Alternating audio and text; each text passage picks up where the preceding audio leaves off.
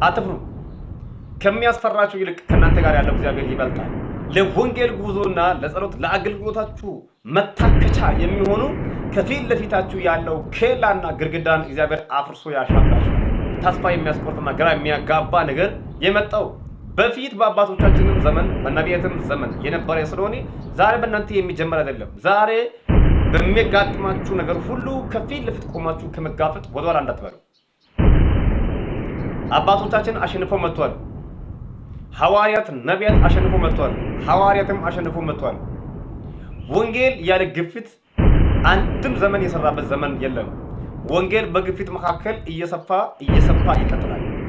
ወደ ግራና ወደ ቀኝ መስፋት የሚችለው ወንጌል በግፊት ውስጥ ነው። አገልግሎት ውበት የሚያገኘው በግፊት ውስጥ በቻሌንጅ ውስጥ ነው። የምታገለግሉ ሰዎች፣ አገልጋዮች፣ የምትጸልዩ ሰዎች፣ ጸላዮች መልእክት አለኝ። እግዚአብሔር እንደገና ያቆማቸዋል።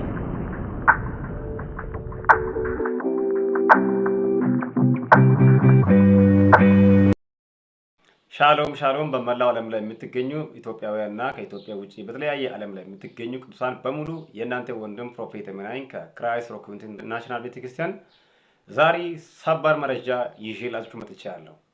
እስከ መጨረሻ ከኔ ጋር በመሆን መልእክቱን እንድትከታተሉት ይሁን። መጽሐፍ ቅዱስ የያዛችሁ ሰዎች ከኔ ጋር ሁለተኛ ነገሥት ምዕራፍ 6 ከቁጥር 8 ጀምሮ ያለውን የእግዚአብሔር ቃል ክፍል አብረን ከእናንተ ጋር ከሰማን በኋላ መልእክትን አስተላልፍላችኋለሁ። ሁላችሁም ወደ ቃሉ ክፍል እንውጣ። በዚህ ክፍል ላይ የአምላካችን እግዚአብሔር ቃል እንደዚህ ብሎ ይናገራል። የሶሪያ ንጉስ ከእስራኤል ንጉስ ጋር ይዋጋ ነበር። ከባሪዎችም ጋር ተመክሮ በዚህ ተደብቀን እንሰፍራለን አለ። የእግዚአብሔርም ሰው ሶሪያውያን በዚያ ተደብቋልና በዚያ ስፍራ እንዳታልፉ ተጠንቀቁ ብሎ ወደ እስራኤል ንጉስ ላከ። የእስራኤልም ንጉስ የእግዚአብሔር ሰው ወደ ነገረው ስፍራ ሰደደ። አንድ ጊዜም ሳይሆን ሁለት ጊዜ ሳይሆን በዚያ ራሱን አዳኒ። የሶሪያ ንጉስ ልብ ስለዚህ እጅግ ታወከ። ባሪዎችም ጠርተው ከኛ ዘንድ ከእስራኤል ንጉስ ጋር የተወዳጀ እንዳለ አትነግሩኝምን አላቸው። ከባሪዎችም አንዱ ጌታዬ ሆይ እንዲህ እኮ አይደለም፣ ነገር ግን በእልፍኛዬ ውስጥ ሆነ የምትናገረውን በእስራኤል ዘንድ ያለ ነቢይ ኤልሳ ለእስራኤል ንጉስ ይነግሯል አለ። እርሱም ልኬ አስይዘው ዘንድ ሄዳችሁ ወዴት እንደሆነ እዩ አለ። እነርሱም እነሆ በዶታይን አለ ብለው ነገሩት። ወደዚያ ፈረሶችና ሰረገሎችን እጅግም ጭፍራ ሰደደ። በሌሊትም መጥቶ ከተማይቱን ከበቡ። የእግዚአብሔርም ሰው ሎሌ ማለዳ ተነስቶ በወጣ ጊዜ እነሆ በከተማይቱ ዙሪያ ጭፍሮችና ሰረገሎች፣ ፈረሶች፣ ሰረገሎች ነበሩ። ሎሌውም ጌታዬ ሆይ ወዮ ምን እናደርጋለን አለ። እርሱም ከኛ ጋር ያሉት ከነርሱ ጋር ካሉት ይበልጣሉና አትፍራ አለው። የመልእክቴ ዋና ሐሳብ የሚሆነው አትፍራ የሚል ነው የሚሆነው። በተለያየ ዓለም በተለያየ መንገድ በተለያየ አይነት ሁኔታ ከናንተ ጋራ የሚዋጋና ግራ የሚያጋባ ተስፋ የሚያስቆርጥ የጠላት ወጀብ ውሽንብር ሊመጣባችሁ ይችላል። ነገር ግን ያለኝ ይሄ ነው። አትፍራ፣ ካንተ ጋር ያለው እግዚአብሔር ይበልጣል። አትፍሪ፣ ካንቺ ጋር ያለው እግዚአብሔር ይበልጣል። በጣም የገረመኝ በዚሁ ክፍል ላይ ኤልሳ የተባለው የእግዚአብሔር ነቢይ በኤልያስ ዘመን ከኤልያስ ጋር አብሮ የነበረ በኤልያስ እጅ ላይ ውሃ ሲያፈስ የነበረ አንድ ኤልሳ የተባለ ሰው ነበር። ይህ ኤልሳ የተባለ ሰው ኤልያስ ወደ እግዚአብሔር በተወሰደ ጊዜ ከኤልያስ የወረዳውን መጎናጸፊያ ተቀብሎ የእግዚአብሔርን ጸጋ በኃይልና በስልጣን ተሸክሞ የነበረ አንድ የእግዚአብሔር ነቢይ ነው። ይህ ነቢይ በሀገሪቱ በነበረ ጊዜ ለእግዚአብሔር ሕዝብም እንዲሁም ደግሞ እግዚአብሔር ቀብቶ ላስነሳው ለንጉሱም ለሀገሪቱም ሰው የመፍትሄ ሰው ሆኖ እየጸለየና እያገለገለ በነበረበት ወቅት ሶሪያውያን እየመጣ እስራኤላውያን ጋራ በሚዋጋበት ጊዜ እግዚአብሔርን ጸልዮ ገና ለገና እነሱ እዛ ቁጭ ብሎ የሚማከሩትን ምክክራቸውን እዛ ሆኖ የሚያወሩትን ነገር ሁሉ ከእግዚአብሔር ይሰማ ነበር። ይህ ሰው ከእግዚአብሔር ሰምቶ ከእግዚአብሔር በሰማው መሰረት እየመጣ ለእስራኤል ንጉስ በዚያ ስፍራ ሶሪያውያን ተደብቋልና በዚያ ስፍራ እንዳታልፍ ተጠንቀቅ እያለ ሁልጊዜ መልእክትን እያመጣ ለእስራኤል ልጆች መዳን ለእስራኤል ልጆች ማምለጫ እንዲሆን ምክንያት ይሆን ነበር። ይህ ሰው እንደዚህ እየሆነ ከአንድ ሁለት ሶስት ጊዜ በላይ ለእስራኤል ልጆች እየተናገረ ማምለጫ ባደረገ ጊዜ ሶሪያውያን ንጉስ መጥቶ በእኛ መካከል ከእስራኤል ንጉሥ ጋር የተወዳጀ እንዳለ አትነግሩንም በማለት ግራ ተጋብቶ መጥቶ በጠየቃቸው ጊዜ ከነሱ መካከል አንደኛው ተነስቶ ከእስራኤል ጋር የተወዳጀ ሰው የለም፣ ነገር ግን በእስራኤል ዘንድ አንተ በእልፍኝህ ውስጥ ሆነ የምታስበውን ሐሳብን ቀደም ብሎ ተረድቶ ለእስራኤል ንጉሥ የሚናገር አንድ ነብይ አለ። እርሱ ነብይ ነው። ያንተን ሐሳብን ያንተን አንተ የምታወጣቸውን አጀንዳዎችን ቀድሞ ለእስራኤል ንጉሥ በመናገር ይሄንን ጉዳይ እያደረገ የነበረ ሰው አለ በማለት ተናገሩት። በተናገረ ጊዜ ግን የሶሪያ ንጉሥ ሄዶ ያለበትን ቦታ እንዲያዩና አይተው ደግሞ ለራሱ እንዲናገሩ ሰላዮቹን ላካቸው። መጥቶ ባጠኑት መሰረት ደግሞ መጥቶ እዛ ቦታ ላይ ዶተን በሚባልበት ከተማ ላይ ነው ያለው በማለት በተናገሩ ጊዜ ሰምተው የሶሪያ ንጉሥ እጅግ ፈረሶችና ሰረገላዎችን እንዲሁም ደግሞ ወታደሮችንም አንድ ላይ በማሰለፍ ወደ ዶታን ከተማ ይልኳል።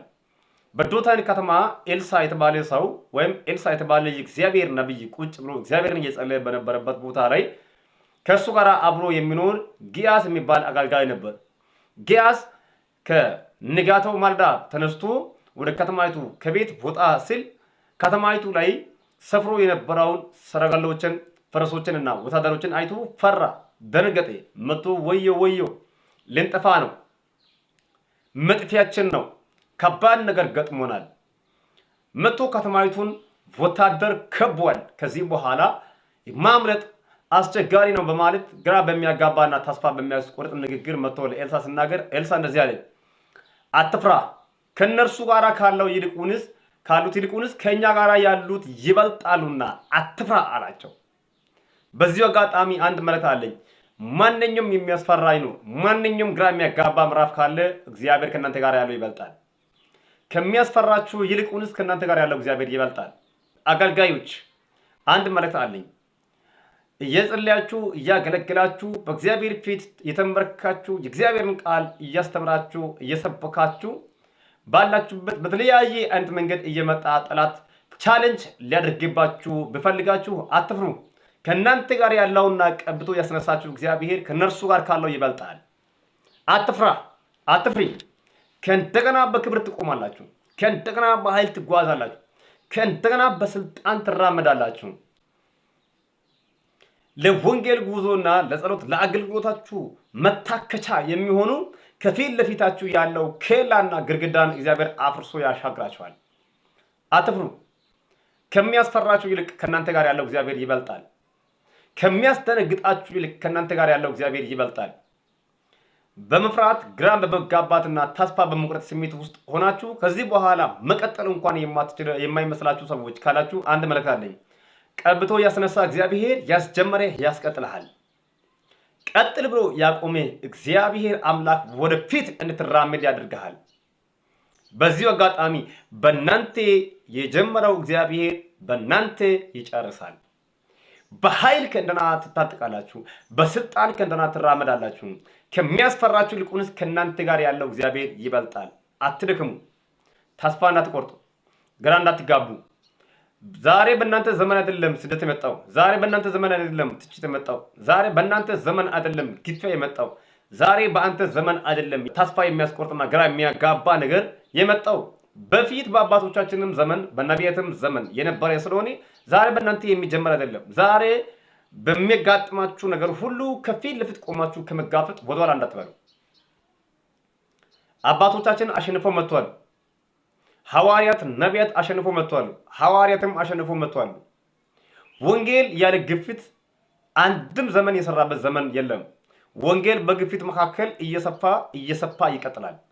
ወደ ግራና ወደ ቀኝ መስፋት የሚችለው ወንጌል በግፊት ውስጥ ነው። አገልግሎት ውበት የሚያገኘው በግፊት ውስጥ በቻሌንጅ ውስጥ ነው። የምታገለግሉ ሰዎች፣ አገልጋዮች፣ የምትጸልዩ ሰዎች፣ ጸላዮች መልእክት አለኝ። እግዚአብሔር ከእንደገና ያቆማችኋል፣ በኃይል ያስታጥቃችኋል፣ ታሸንፋላችሁ። ድል የእናንተና የእግዚአብሔር ይሆናል። በተለያየ ዓለም ላይ ሆናችሁ ይህንን መልእክት የሚሰሙ ሰዎች እርግጠኛ ሆኜ ነው የምናገረው፣ እግዚአብሔር ድል ይሆንላችኋል፣ በስልጣን ይመራችኋል፣ በኃይል ይመራችኋል። ስለዚህ አትፍሩ፣ ውጤታማ ትሆናላችሁ። አትፍሩ፣ ለራሳችሁ ቆማችሁ ሌሎችን ታቆማላችሁ። ኤልያስ የተባለ ሰው እግዚአብሔርን እያገለገለ በነበረበት ወቅት ከሰዎች ዘንድ ቻሌንጅ ከገዢዎች አካባቢ ከገዢዎች ዘንድ ቻሌንጅ በመጣ ጊዜ አካብ የተባለ ሰው የዛቻ ንግግርን ከሚስቱ ከኤልዛቤል ጋር አንድ ላይ በመሆን በተናገረ ጊዜ ፈርቶ ነፍሱን ሊያድን ሄደ ይላል። በሄደበት ተስፋ ቆርጦ ግራ ተጋብቶ በተኛበት ደክሞ ከወደቀበት እግዚአብሔር ከእንደና አስነሳው። ብቻዬ ነኝ ከሞቱ አባቶቼ አልበልጥም ሲል እግዚአብሔር እንደዚህ የሚል መልአክን ላከው። ተነስተህ ብላ ጠጣ አለው። ድጋምም ደክሞ ስተኛ ከእንደና እግዚአብሔር ቀሰቀሰውና የምትሄድበት መንገድ ሩቅ ነው ብሎ በማለት ተናግሩ። መናገር ብቻ አይደለም አብልቶ አጥጥተው ከእንደና አስታጥቀው። በዛ ምግብ ኃይል እስከ እግዚአብሔር ተራራ እስከ ኮሬብ ድረስ 40 ቀንና 40 ሌሊት የመሄድ አቅምን ጉልበትን አገኘ። ከፈራኸው ይልቁንስ ካንተ ጋር ያለው ኃይል ዛሬም ይበልጣል። ያኔ ከኤልዛቤል ኃይል ይልቁንስ ከእርሱ ጋር ያለው ኃይል በመብለጥ ተገኘ። ሄደ 40 ቀንና 40 ሌሊት ወደፊት የመሄድ አቅምን በስልጣን አገኘ። አንድ መልእክት አለኝ። እግዚአብሔር በስልጣን ይመራችኋል። አትፍሩ፣ የፈራችሁት አይወርስም ያልኩት ለዚህ ነው። ብቻዬ ነኝ ከኔ በቀር ሌላ ማንም የቀረ የለም ሲል 7000 ትውልድ ሌላ አለ በማለት እግዚአብሔር አምላክ ከእንደና ተናገረውና አጽናና፣ አበረታ። ዛሬ አንተንም ያበረታል፣ አንቺንም ይባርታሻል። በቃል ላይ ቁም፣ ተስፋ እንዳትቆርጥ፣ ግራ እንዳትጋባ። ከፊት ለፊት ሰፊ ማሳ አለ። ገና መውረስ ያለብህ ሰፊ ማሳ አለ። ገና ያረጋግጥክበት እግዚአብሔር ያየልህ ምዕራፍ አለ። በርታ፣ በርቺ። እግዚአብሔር ጉልበት ይሆናል። ትርፋማ ትሆናላችሁ። ወደኋላ እንዳትበሉ፣ ቀጥሉ፣ በርቱ። ማንኛውንም ቻሌንጅን ታሸንፋላችሁ። በኤልሳ ዘመንም ቢሆንም በታማኝነት እያገለገለ በነበረበት ወቅት እግዚአብሔር አምላክ ከእርሱ ጋር ሆኖ ስራ ሲሰራ ነበር። ዛሬም እግዚአብሔር በአንተ ዘመንም ክብሩን ይገልጣል፣ ኃይልን ይገልጣል። አሳዳጆች እያሉ ከሚያሳዱት ኃይል በላይ እግዚአብሔር ያስታጥቅሃል። በሐዋርያት ዘመንም ከሃይማኖት አባቶች እንዲሁም ደግሞ የኔ ነው ከሚላቸው ሰዎች መካከል እየተነሱ ስደት እያበዙ ነበር። በስደት መካከል ግን ውበት እያገኙ ሄዱ። በስደት መካከል ሻይን እያደረጉ ሄዱ። በስደት መካከል ኃይል እየታደሰላቸው ሄዱ። እግዚአብሔር በስደት መካከል ኃይል ይሆንላቸዋል። አትፍራ አንተ ሰው፣ አትፍሪ አንቺ ሴት። እግዚአብሔር ያስታጥቀሻል። ከእንደገና በኃይል ትታጥቀሻለህ። ጉልበት ይሆናል እግዚአብሔር። በዚህ አጋጣሚ በተለያየ ዓለም ሆናችሁ በማይመች ስራ ውስጥ ሆናችሁ የተጨነቃችሁ ያላችሁ ሰዎች እግዚአብሔር መንፈስ በውስጥ ያሳስበኛል። እርግጠኛ ሆኜ ነው የምናገረው። ከቅርብ ጊዜ በኋላ እግዚአብሔር በእግራችሁ ያቆማችኋል። በኃይል ትቆማላችሁ። እግዚአብሔር ኃይል ይሆንላችኋል። ድል አለ። አትፍሩ። ትቆማላችሁ። ከእንደና እግዚአብሔር ያቆመሃል። በክዳን ይመራሃል። ድል ይሆናል። አትፍራ። ቁም ባለበት። ንፋስም ወጀብም አውሎም ሁሉም ያልፋል። የማያልፍ ግን ቃሉን ይዘህ ቁም። እግዚአብሔር በቃሎቹ ያቆመሃል። ኤልሳ አሸነፈ። ድል ሆነለት። ወደፊት ቀጠለ። እነዚያ ያጨበጨቡ አጨብጫቢዎች፣ እነዚያ የገፉ ሰዎች አይናቸው እያየ ወደፊት ቀጠለ። አንተም ትቀጥላለህ፣ አንቺም ትቀጥያለሽ። እግዚአብሔር ከእናንተ ጋር ይሁን። ተባርኩልኝ። በሚቀጥለው ጊዜ በሌላ ቪዲዮ እስከምንገናኝ ይሄን መትን ለራሳችሁም የተጠቀማችሁ የጸላችሁ በሰላም ቆዩልኝ። እግዚአብሔር ይባርካችሁ። ይሄን ማለት ለሌላ ሰዎች እንደስላቸው ሼር በማድረግ ማድረሳችሁን እንዳትረሱ። ሰላማችሁ በያላችሁበት ብዙ ይሁን። ሻሎም